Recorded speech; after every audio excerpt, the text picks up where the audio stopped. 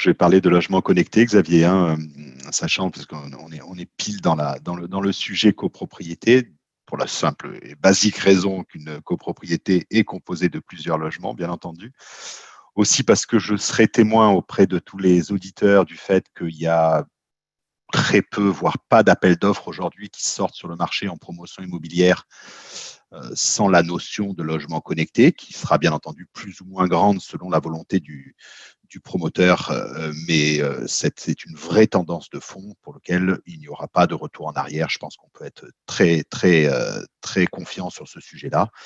Et bien entendu, le logement connecté est également dans le monde du bailleur social ou bailleur privé d'ailleurs, également un sujet extrêmement important, et notamment dans les nouvelles les nouveaux soucis d'efficacité énergétique et de maîtrise des consommations. Donc, le logement connecté, c'est bel et bien un sujet d'actualité, d'aujourd'hui et d'avenir, pour toutes les raisons que je viens d'invoquer. Et avant même de commencer, je dirais que les produits dont je vais parler sont des produits sur étagère. Donc, par nature, Xavier, tu le sais, j'aime pas tellement la notion de maison du futur parce que ça donne vraiment l'impression qu'on parle d'extraterrestres. Donc, tous les produits dont je parle sont sur étagère et vendus, certains d'entre eux depuis 3 ou 4 ans maintenant, et occupent de plus en plus de place dans le parc immobilier français. Un autre point également pour les fans de la Smart Building Alliance. Alors, le grand est membre de la Smart Building Alliance. Les produits dont je parle sont également totalement compatibles R2S, donc le label Ready to Service, qui est actuellement en cours de promotion par le Bureau Veritas pour la connectivité des logements et des bâtiments. Donc, les produits dont je parle sont dans le logement, mais bien entendu peuvent être accordés à un quatrième fluide du bâtiment, du bâtiment collectif pour pouvoir permettre de produire de nouveaux services, de meilleure efficacité énergétique, de l'assistance à l'autonomie, etc., etc. Voilà, j'étais un peu long, mais il me paraissait important de faire ces précisions avant d'attaquer. Donc, je vais prendre quand même 2 minutes pour parler de Legrand, parce que c'est vrai qu'on a la chance d'être très connu, mais parfois, justement, parce qu'on est très connu, on en oublie de se présenter ou de donner peut-être le nouvel aspect qu'on a envie de donner. Et la preuve en est sur cette raison d'être. Il y a encore quelques semaines, Xavier, j'aurais parlé de la deuxième partie de la phrase en disant à tous les auditeurs que nous sommes le spécialiste mondial des infrastructures électriques et numériques du bâtiment, et que nous sommes toujours d'ailleurs, mais probablement j'aurais perdu tout le monde avant même d'avoir terminé ma phrase. Donc on a une raison d'être qui veut parler un peu plus aux gens, et Legrand a vocation d'améliorer les vies grâce à ses offres, en transformant les espaces où les gens vivent, c'est pour le résidentiel, travaillent, c'est pour le tertiaire, et se rencontrent, c'est tous ces endroits intermédiaires qui peuvent être des lieux de vacances, qui peuvent être des lieux tout simplement de rencontre, des hôtels, etc., etc. Et nos produits ont vocation à être là pour améliorer les vies des gens. Voilà pour notre raison d'être. J'attaque également par un petit quiz. Xavier, si tu veux bien le mettre à l'écran également, savoir quel est le niveau de connaissance de nos auditeurs par rapport aux gammes phares d'appareillage. Par appareillage, je veux dire prise interrupteur. Hein. Souvent, c'est un mot un peu barbare que les gens ne sont pas forcément censés comprendre. C'est un jargon très technique. Mais donc, comment s'appelle cette gamme-là? Est-ce que celle qui est pour le résidentiel? Est-ce que c'est Céliane? Est-ce que c'est Clara? Est-ce que c'est Charline? Ou est-ce que c'est Charlotte? On va peut-être laisser quelques secondes au public pour interagir et répondre. Allez, on laisse 5 secondes. Allez, 10 secondes. 10 secondes. 9, 8, 7, 6, 5, 4, 3, 2, 1, 0. Voilà, tout le monde à peu près répondu. Je mets fin au vote et je vous partage les résultats. Voilà, Emmanuel. Bravo, bravo. J'ai donc un public averti, puisqu'à 58% les gens ont répondu Céliane. Céliane qui a été lancée en 2007, Xavier, et qui est le fameux standard qu'on a voulu un peu révolutionner, qui est le rond dans le carré, si tu vois ce que je veux dire. Donc, il y a le doigt au milieu qui est plutôt rond, l'endroit où on appuie, et la plaque autour qui est carrée. Et donc, c'est Céliane 2007, et des millions de mécanismes ont été vendus partout sur les murs français et certains murs internationaux également. Donc, bravo au public. Je vais reprendre le fil du quiz en l'occurrence, puisqu'il y a une deuxième question. Où est situé le siège social de Legrand, Xavier? Tu le sais peut-être. Alors, A, Pékin, B, New York, C, Paris et D, Limoges. Je dirais c'est forcément dans une grande ville, une grande société comme la Bien vôtre. sûr, ça ne peut être que dans une mégalopole. Voilà, donc on vous laisse voter, mais il y a des initiés, je pense aussi, qui nous suivent. Allez, 8, 7, 6, 5, 4, 3, 2, 1, 0. Je mets fin au vote et je vous partage les résultats. Bravo, encore mieux que Céliane. Voilà, la bonne réponse est effectivement Limoges. J'ai essayé de tendre un piège, Xavier, quand j'ai dit mégalopole, même si Limoges n'est pas non plus un village, il ne faut pas exagérer, mais c'est bel et bien le siège social historique de Legrand depuis plus de 100 ans maintenant. C'est pas une adresse postale, c'est un endroit où est basée toute notre direction générale, une grande partie de nos services marketing, voilà, et beaucoup de ce qu'on appelle les business units, donc les sites industriels sont également dans la région de Limoges. Allez, une petite coquetterie, Xavier, avant d'attaquer plus avant. Il y a 2 entreprises du CAC 40 dont le siège social n'est pas à Paris ou en Ile-de-France. C'est Michelin à Clermont-Ferrand et Legrand à Limoges. Voilà, ça nous donne un petit côté territorial qui nous va bien au teint, surtout quand on vient parler de produits connectés et de connectivité. Ça n'est pas à faire qu'à Paris. Voilà pour ces éléments. Quelques éléments aussi de présentation, Xavier, parce que ça aussi, c'est des choses qui ne sont pas souvent sues. Legrand a vocation à intervenir dans plusieurs marchés, qui sont le tertiaire, le résidentiel et l'industriel, parce qu'on a besoin de produits d'infrastructures électriques dans ces 3 milieux-là, et que c'est dans le tertiaire que Legrand fait la majorité de son chiffre d'affaires aujourd'hui, avec un peu plus de 50%, suivi de près par le résidentiel 45%, et à peu près 5 à 10% est fait en milieu industriel. Voilà, ça me paraissait également important de dire ça. Nous sommes physiquement implantés dans plus de 90 pays, ce qui veut dire quand même que nos produits sont distribués dans le double de ces 90 pays où nous sommes physiquement installés, puisque bien entendu, nos commerciaux peuvent parfois prendre l'avion pour aller au-delà de leurs frontières. Et donc, on estime que nos produits sont distribués dans à peu près 180 pays aujourd'hui. Nous sommes 40 000. Et quand je suis rentré chez Legrand il y a une trentaine d'années, 50% du chiffre d'affaires de Legrand était réalisé en France. Aujourd'hui, 15% du chiffre d'affaires de Legrand était réalisé en France. Voilà, donc nous sommes un vrai fleuron industriel français qui a vocation, bien entendu, à aller bien au-delà de nos frontières, et le CAG est au-delà des 6 milliards d'euros. Trop tôt, bien entendu, pour communiquer sur 2021, mais on devrait beaucoup augmenter cette partie-là. Voilà. Et la partie du connecté, c'est important aussi à préciser, elle représente pratiquement 12% du chiffre d'affaires en 2019 et en 2020. On peut imaginer également que cette partie du connecté va représenter une part importante, encore plus importante de notre chiffre d'affaires à horizon 2021. Voilà, et le petit picto que vous voyez à droite, c'est Elliott, c'est le petit widget de notre programme de développement des objets connectés. Elliott, EL pour électricité, IoT pour Internet of Things, parce que les produits connectés ont également vocation à proposer de nouveaux usages et de nouveaux services au sein des logements et au sein des bâtiments. Et on a voulu développer cette partie-là, bien entendu, de manière plus importante. Ça sera l'essentiel de mon discours d'aujourd'hui. Alors, au niveau de répartition du chiffre d'affaires, on voit que c'est très également réparti entre tout ce qui est Amérique du Nord et notre continent européen, et qui est continent européen au sens géographique du terme, pas au sens communauté économique, 40% pour chacun, mais une forte progression également dans ce qui est le reste du monde, qui chez nous va d'une ligne qui va de Tokyo à Valparaiso et tout ce qu'il y a au sud, et qui représente pratiquement 22% du chiffre d'affaires, mais qui représente aujourd'hui les plus grosses progressions du groupe, bien entendu, au fur et à mesure que ces régions-là construisent et bâtissent des bâtiments. Voilà. On a un profil de croissance important et basé sur l'innovation, bien entendu. Pratiquement 5% du chiffre d'affaires est dédié à l'innovation. On a 2600 personnes qui y travaillent au quotidien. On a 3500 brevets qui sont déposés. Et parce qu'on veut faire des produits qui soient à la fois innovants et à la fois jolis, on a une direction Art and Design qui est intégrée pour faire en sorte que les produits se fondent dans l'écosystème logement et soient le plus esthétique possible. Et c'est vrai également dans le tertiaire, puisqu'on a envie également, quand les produits sont disponibles pour les utilisateurs, de faire en sorte qu'ils soient également jolis. Alors, je vais glisser rapidement sur la culture RSE, mais elle est importante. On a une feuille de route qui est bien entendu, pour laquelle on arrive à la fin de notre première feuille de route en 2021, avec l'ensemble des KPIs que l'on s'était fixés qui sont atteints. On a un axe de développement durable qui est basé sur les gens, mais également sur le business écosystème, c'est-à-dire que tous les fournisseurs et tous les clients de Legrand s'efforcent de faire en sorte qu'ils aient l'attitude vertueuse que Legrand s'efforce d'avoir. Et on essaye, en tant qu'industriel, de limiter un maximum l'impact de notre groupe sur l'environnement, déjà en nous équipant de quelques-uns des produits dont je vais parler tout à l'heure. Juste pour mettre un point de vigilance, hein, on n'a pas trop de temps ce matin, c'est cet après-midi, on a beaucoup de temps, hein, on aura le temps de développer. Je vois tous tes diapos, n'étais pas rentré dans le vif du sujet. Hein, Bien entendu, je vais essayer d'être le plus rapide possible, Xavier. Donc, on a également une feuille de route qui nous projette plus loin à 2050 avec une neutralité carbone que l'on espère atteindre à ce moment-là. Allez, je rentre dans le logement connecté. Xavier, j'ai compris ton message. Donc, l'idée, bien entendu, c'est de faire du logement connecté qui serve aux gens. On a bien entendu fait un certain nombre d'études depuis plus de 10 ans qu'on fait du connecté aujourd'hui en France et dans le monde, et depuis 5 ans qu'on a accéléré avec l'arrivée de la marque Netatmo dans le groupe. On a regardé un marché qui fait que les gens veulent rester en contact avec leur maison. C'est un usage évident.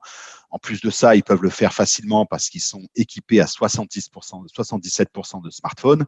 Donc forcément, ça donne une fenêtre vers sa maison où que l'on soit qui nous permet d'interagir, d'allumer et d'éteindre les lumières, de mettre son chauffage en mode économique, etc., etc. Un autre événement sociétal qui est très important, c'est le fait que les gens de plus en plus s'équipent d'assistants vocaux.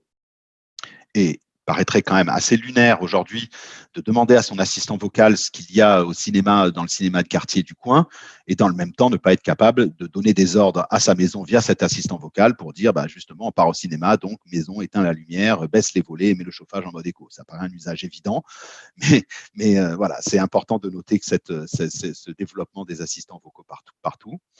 On a des solutions simples, c'est ça qui est important aussi. On veut avoir des solutions qui puissent être installées facilement par des installateurs électriciens, qui est l'ADN du groupe, les installateurs électriciens que je salue, s'il y en a dans la salle, qui doivent pouvoir facilement et rapidement installer ces solutions chez les particuliers.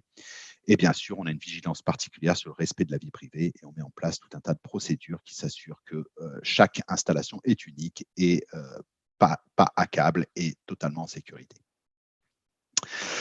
Voilà, donc les usages, pour parler aux gens, parce que le public écoute sont également et aussi des gens, c'est de pouvoir contrôler le logement et recevoir des notifications si tel ou tel appareil est en panne ou ne délivre plus de courant électrique. À droite, très important aussi, le fameux bouton qui est un tout, qui permet en une seule pression sur un appareil que vous voyez là, de baisser les volets, d'éteindre les lumières et de mettre son chauffage en mode économique. Donc un peu sur le modèle, je dis toujours ça, de la fermeture centralisée des portes de la voiture. Je m'étonne toujours que les voitures soient tellement mieux équipées que les logements, alors que généralement, on passe quand même plus de temps à la maison que dans sa voiture, à part peut-être sur le périphérique parisien. Je précise également à ce stade-là que ce bouton qui est un tout, qui est possible physiquement sur le bouton que vous voyez en bas à droite, est également et de la même manière possible par la voix. Et également, si je suis parti et que j'ai oublié de faire cette scène-là, de le faire depuis le bureau avec mon téléphone portable, bien entendu. Les 3 usages physiques sur l'interrupteur, par la voix et par l'application du téléphone sont à chaque fois possibles pour toutes les fonctionnalités que je présente ici. Et donc, par la voix, j'y reviens à gauche de cette slide, et également des notions très fortes de consommation d'énergie et de maîtrise des consommations d'énergie que nos produits permettent à la prise, mais également grâce à des produits au tableau électrique, j'y reviendrai tout à l'heure, qui permettent de faire en sorte que sa facture baisse, mais surtout qu'on puisse être informé d'éventuels dysfonctionnements et d'éventuelles hausses de consommation de notre infrastructure électrique. Petite importance également de notre offre qui permet, une fois que l'infrastructure est là, qu'elle est intelligente, de pouvoir faire des prolongements de cette infrastructure en rajoutant des boutons sans fil partout où on veut. On peut les coller au mur, on peut les coller au fauteuil. On peut donc créer facilement un va-et-vient pour ne plus avoir à se lever avant de dormir pour aller éteindre la lumière à l'entrée de la chambre. On peut créer très facilement un va-et-vient sans fil et le coller à côté du lit pour pouvoir piloter sa lumière, piloter son volet, piloter les deux pour pouvoir, depuis son lit, pouvoir avoir l'ordre et donner des ordres à son infrastructure électrique. Ça peut paraître peut-être gadget pour certains, je pense que c'est seulement du confort, mais ça devient vital dans un contexte d'assistance à l'autonomie, comme je disais, ou simplement de handicap, ou simplement parce qu'on a, comme je l'ai dit, envie d'avoir plus de confort à la maison, ce qui est totalement légitime également. Et l'infrastructure électrique, je parle toujours de la domotique de papa, qui permet de donner des ordres à la maison, mais il est important aussi que ça vienne en retour, que la maison puisse s'adresser à l'utilisateur, que le logement, que l'appartement en copropriété puisse s'adresser également à son propriétaire pour dire que tel ou tel élément est en panne ou telle intrusion est en train d'avoir lieu, de manière à ce qu'on puisse éventuellement prendre les mesures nécessaires. Voilà, alors pour faire ça, Xavier, et très vite, il y a 2 manières de le faire, 2 manières différentes mais qui arrivent au même résultat, soit en changeant une prise au mur, et j'ai bien dit une seule prise, soit en rajoutant un module électrique. Et voilà, et c'est beaucoup plus clair comme ça. Donc, à gauche, je vais remplacer une prise et je vais avoir cette drôle de prise. Je précise quand même que pour la partie haute de cette prise, il n'y a pas besoin de faire un nouveau trou au mur. Hein. La partie en haut de cette prise-là est totalement plate et donc va venir se coller au mur. Mais bien entendu, pour la partie basse, il faut remplacer une prise électrique ou rajouter, et c'est vrai pour le neuf comme pour la rénovation, ces produits-là sont totalement agnostiques de neuf et de rénovation, en plus d'être des produits que tout installateur, parmi les 40 000 existants en France, électricien, est capable de faire. Donc, rajouter un module au tableau, l'un ou l'autre de ces produits vous permettra d'avoir une triangulation unique, donc entre cette passerelle que vous voyez là, l'une ou l'autre, la box fournisseur d'accès Internet qui est généralement sous la télévision, mais qui également peut être au tableau électrique. Voilà. Demandez quelle est cette box-là, je vais citer les marques, puisqu'il y en a 4 en France, c'est Free, c'est Orange, c'est SFR et c'est Bouygues Télécom. Et donc, triangulation entre cette passerelle, la box et le smartphone du particulier va ouvrir en fait la voie à tout le monde Legrand qui viendra communiquer avec ces passerelles-là. Et voilà ce monde-là. Donc, vous retrouvez mes 2 passerelles en haut à droite et derrière, vous allez pouvoir petit à petit ou tout d'un coup, en contexte de neuf ou de rénovation, comme je l'ai dit tout à l'heure, rajouter des produits qui vous permettront de faire des scénarios, lever coucher, je pars, je m'en vais, de piloter vos volets roulants, électriques, de pouvoir changer toutes vos prises ou partiellement pour pouvoir avoir des remontées d'informations sur la consommation à ces prises-là, pouvoir les faire rentrer dans des scénarios, pouvoir faire en sorte qu'à distance ou en local, vous pouvez, depuis votre application ou à la voix, piloter le tel ou tel luminaire. Pouvoir également gérer toute la partie chauffage, thermostat, quelles que soient les notions de chauffage que vous ayez un chauffage électrique ou que vous ayez un chauffage par chaudière, excusez-moi. Et bien entendu, gérer tous les éléments de sécurité qui peut être un portier vidéophone, qui peut être une caméra, et également tout un tas de produits, généralement au tableau, qui vont vous permettre de faire, grâce aux contacteurs, grâce aux télérupteurs, grâce aux délesteurs connectés, la gestion la plus fine possible de la consommation de votre logement. Tous ces produits sont connectés, ont également des API qui sont disponibles pour des tiers, dès lors que donc la personne de l'appartement accepte qu'un tiers puisse avoir accès à ces données-là. Je pense notamment au monde du bailleur social ou également au monde de la promotion immobilière. Alors, le promoteur ou le bailleur pourra avoir accès à ces données sous couvert de l'accord de la personne, bien entendu, je le répète parce que c'est important, et de là pouvoir également organiser, proposer des services sur la base de ces objets connectés-là. Alors, l'éclairage rapidement. Il reste 5 minutes. Il me reste 5 minutes. L'éclairage rapidement. Donc, l'éclairage, ça va être la possibilité donc, de remplacer tous mes interrupteurs, qu'ils soient avec neutre en haut à gauche ou sans neutre en bas à gauche, petit à petit ou tout d'un coup. D'attaquer la lumière par une fonction télérupteur. On rencontre ça, les copropriétaires me comprendront souvent dans le couloir de dégagement des chambres. C'est souvent un télérupteur qui vient actionner les 3 poussoirs du couloir de dégagement en question. Donc, en remplaçant simplement le télérupteur en lieu et place de celui existant, je vais pouvoir connecter cette partie des lumières également. Et je pourrai également, comme je l'ai vu, traiter cela avec un micro-module qui sera cette fois au plus près de la charge. Tout cela peut être prolongé et ou piloté par des interrupteurs sans fil dont j'ai parlé, qui sont également sans pile aujourd'hui et qui peuvent être collés partout pour venir donner des ordres à ces différents interrupteurs ou micro-modules que vous aurez préalablement changés et posés. Voilà, donc petit à petit, on peut le faire tout d'un coup. Moi, personnellement, j'avais beaucoup d'interrupteurs à la maison. J'ai fait un interrupteur par dimanche. Ça m'a fallu quelques dimanches pour y arriver. Mais j'avais déjà en fait une réponse et un cas d'usage. Dès lors que je remplace un interrupteur, j'ai déjà un interrupteur qui rentre dans la danse et la lumière à laquelle il est raccordé rentre dans la danse de mon pilotage par la voix, par le téléphone et par le bouton, bien entendu, puisque chaque fois, ces 3 usages sont rendus possibles. De la même manière que j'ai fait mes lumières, je vais pouvoir faire mes volets. Si j'ai des volets électriques avec des commandes de volets électriques, il me suffira de remplacer le bouton par un bouton de volet électrique, il y a les mêmes fils derrière, et de là, je vais pouvoir les piloter, comme je l'ai dit, avec une autre commande sans fil que je vais placer ailleurs, comme je l'ai dit tout à l'heure, à côté de mon lit, ou par la voix, ou par l'application.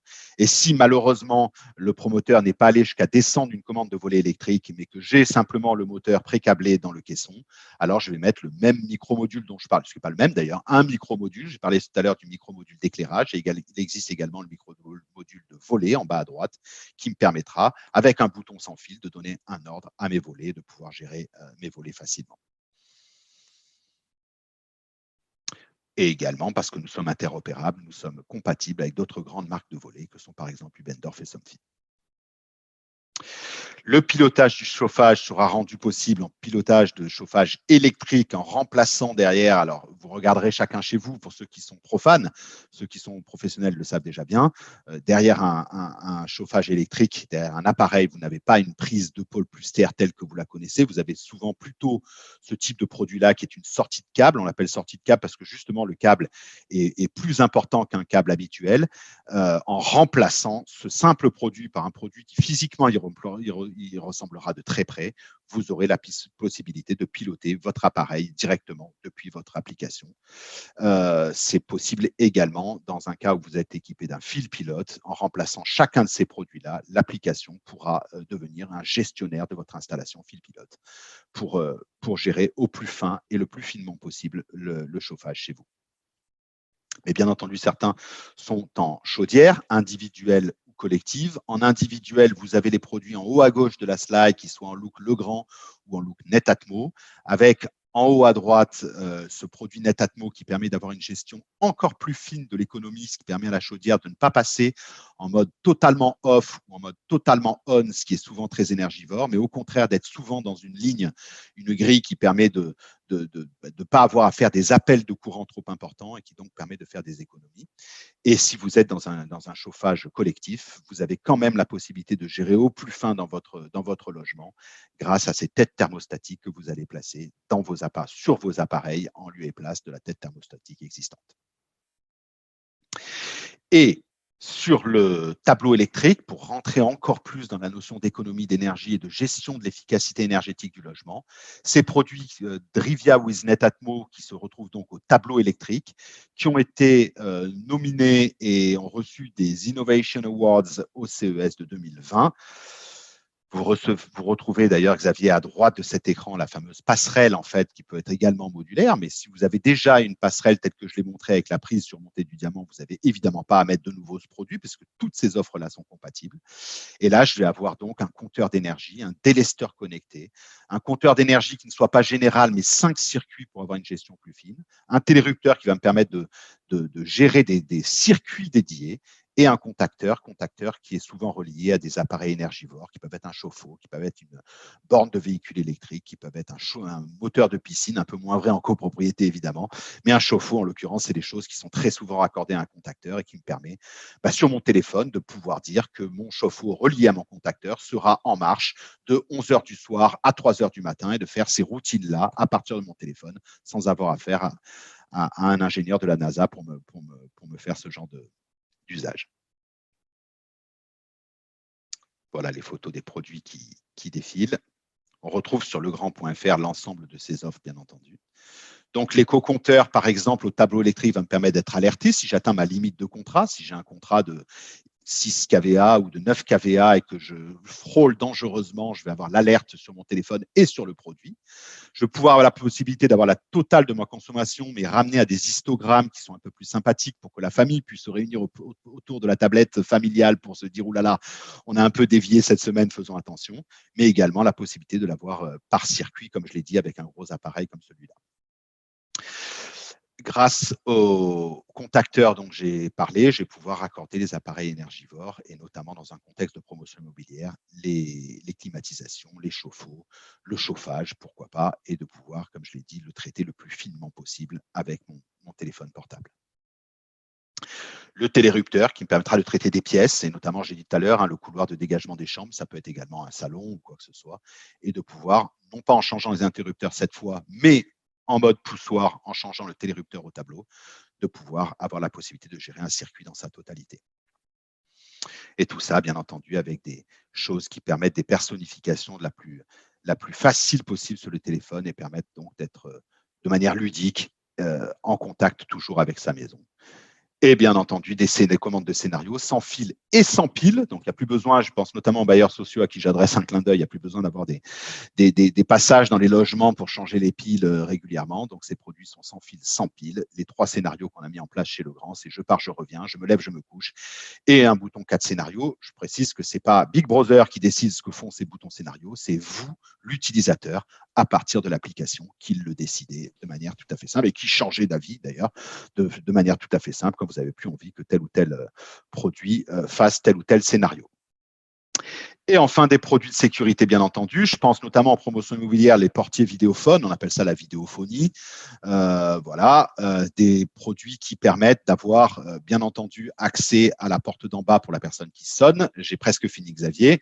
Mais d'avoir, pourquoi pas, un transfert d'appel quand le produit est connecté vers votre smartphone, quand vous êtes à la maison et que votre livreur sonne, vous avez la possibilité de pouvoir actionner la gâche de la porte d'entrée d'en bas pour pouvoir donner accès, pourquoi pas à un gardien, pourquoi pas à une boîte aux lettres connectée si vous êtes équipé dans la copropriété, et donc d'éviter de vous retrouver avec votre petit papier pour aller à la poste le samedi et d'aller chercher votre colis comme tout le monde et donc d'y attendre 2 heures ou 3 heures pour avoir votre colis.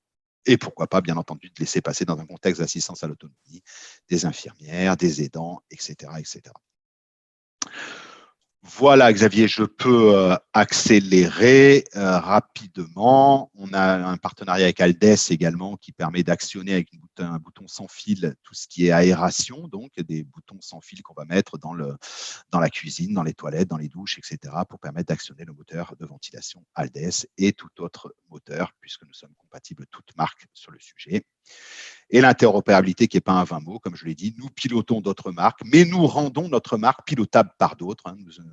Voilà, MySmart Jarvis, Enki, La Poste, le Rexel pilotent nos produits dans leur propre histoire, dans leur propre expérience, parce que l'interopérabilité, ça marche dans les 2 sens. Voilà, nous sommes sécurisés.